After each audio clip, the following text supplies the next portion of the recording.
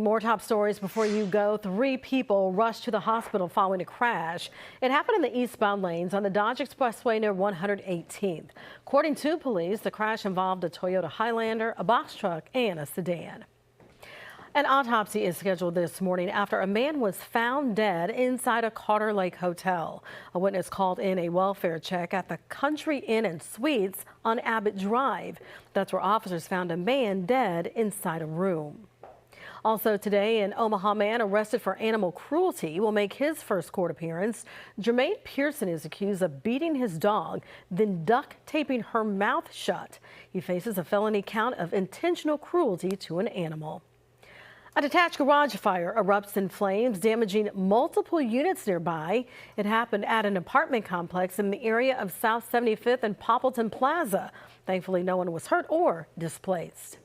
One person is recovering after being hit by a car. Police say a driver was getting off of northbound I-680 and turning west onto Pacific when a pedestrian crossed Pacific outside of a crosswalk.